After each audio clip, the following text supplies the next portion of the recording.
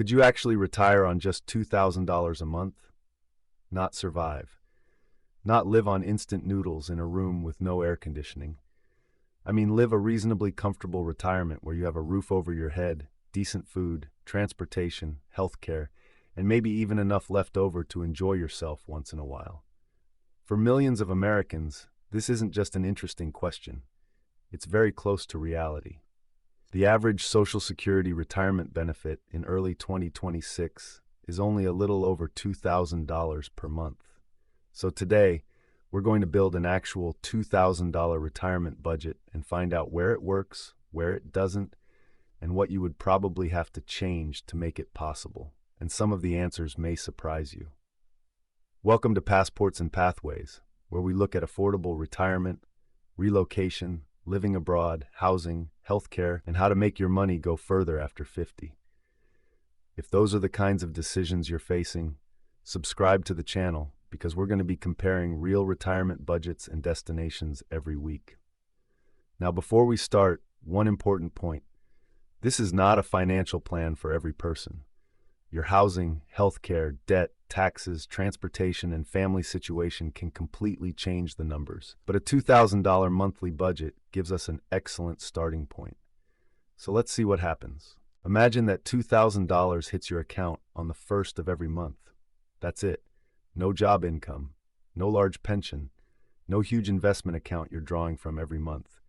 You have $24,000 a year to live on before considering any taxes that may apply to your individual situation. Your first reaction might be, there's no way. And in some places, you'd be absolutely right. If you're paying $1,700 or $1,800 a month for housing, this budget is basically dead before we even start. But retirement expenses don't look the same everywhere. The single biggest factor may not be how much income you have. It may be where you choose to live. Let's start with housing. For this example, I'm going to give ourselves $700 a month for housing. That could mean a small apartment in a lower-cost community, sharing expenses with a spouse, owning a modest home with relatively low ongoing housing costs, or some other affordable arrangement. But here's the important part. If your housing costs $1,200 instead of $700, you're already using 60% of the entire monthly budget. That's why someone trying to retire on $2,000 cannot choose a location based only on weather or scenery. Housing has to be one of the first things you investigate. After housing, we're left with $1,300. Next is food. We're going to budget about $350 per month for groceries. This is not a restaurant-heavy lifestyle. We're talking about cooking most meals at home, shopping carefully, buying store brands when it makes sense, and watching waste. That leaves us with $950. Now we hit one of the hardest categories, healthcare. Healthcare can vary enormously from person to person. For people enrolled in Medicare Part B, the standard premium alone is over $200 per month in 2026. And that doesn't automatically cover every healthcare expense you may have. There can still be prescription costs, deductibles, co-payments, supplemental coverage, dental care, vision, and other expenses. So for this example, I'm putting aside $300 per month for healthcare. For some retirees, that's going to be too low. For others, it might be workable. But healthcare is one category I would never underestimate when building a retirement plan. Now we're down to $650. Transportation is another category that can destroy a tight retirement budget. Car payment, insurance, gas, registration, repairs, tires. One major repair can wipe out several months of savings. So our example budget assumes either a paid-off inexpensive vehicle, limited driving, good public transportation, or living somewhere where you don't need to drive very much. We'll budget $200 for transportation. That leaves $450. Now let's add utilities and phone, electricity, water, internet, cell phone, maybe natural gas. We'll allocate $200 per month. That leaves us with $250. And now you can see the problem. We haven't even talked about entertainment, clothing, travel, gifts, household items, emergencies, or replacing something that breaks. That remaining $250 has to cover a lot. Let's split it like this. $75 for personal and household expenses, $50 for entertainment, $75 for emergency savings, and $50 for miscellaneous expenses. And that's the entire $2,000. Nothing left. So technically, yes, a person can live on $2,000 a month, but there is almost no room for expensive mistakes. And that's the difference between asking, can I live on $2,000, and asking, can I build a retirement I actually enjoy on $2,000? Those are two very different questions. There are four things that can destroy this plan quickly. The first is expensive housing. This is the biggest one. If you're living in an area where a basic apartment costs $1,500 or more, the mathematics simply doesn't work without another source of income or some kind of housing advantage. That's why relocation can matter so much. Sometimes moving 30 miles can change the budget. Sometimes changing states can change it dramatically. And sometimes Americans look outside the United States for exactly this reason. The second problem is debt.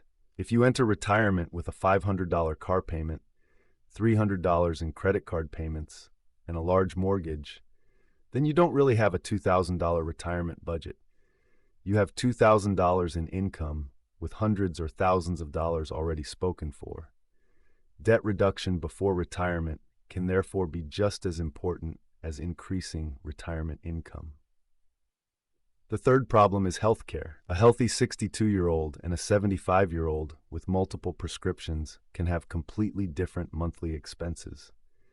This is why healthcare has to be researched separately for your own situation.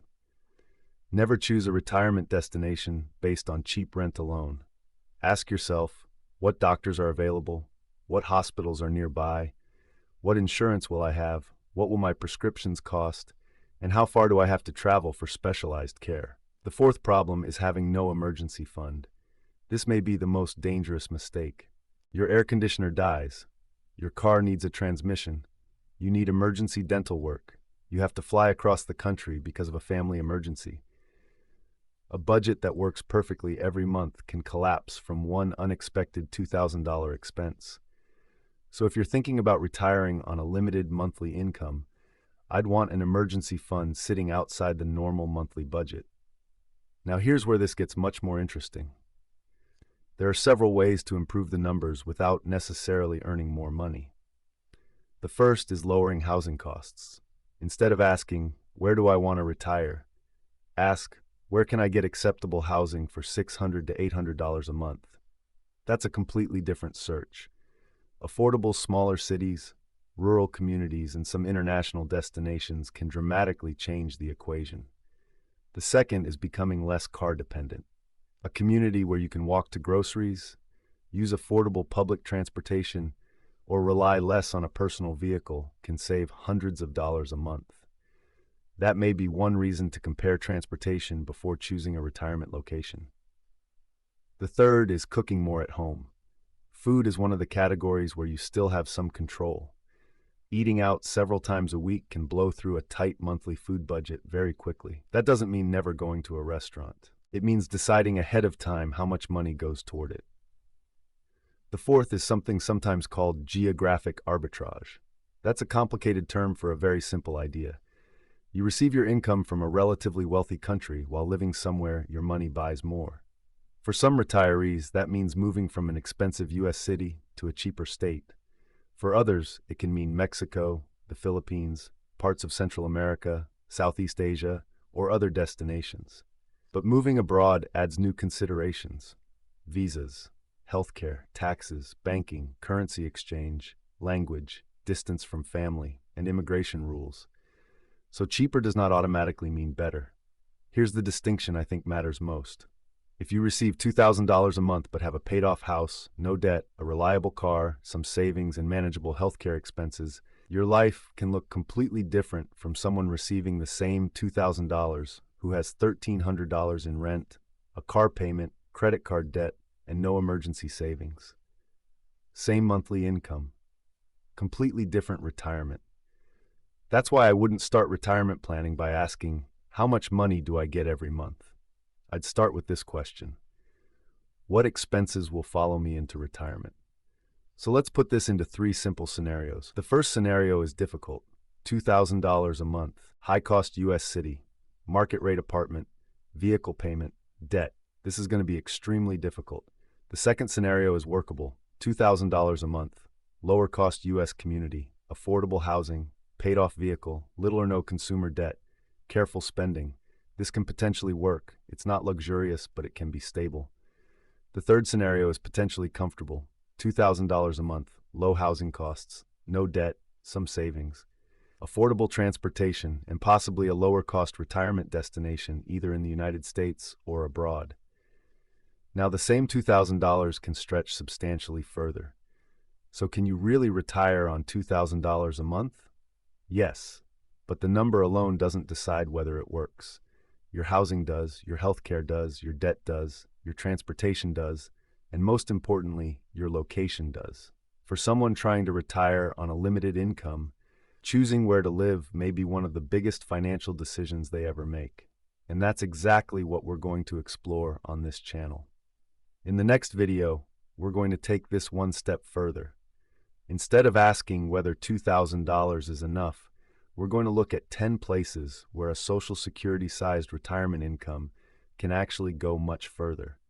Some will be in the United States, some will be overseas, and we'll compare housing, healthcare, transportation, and the real monthly cost of living.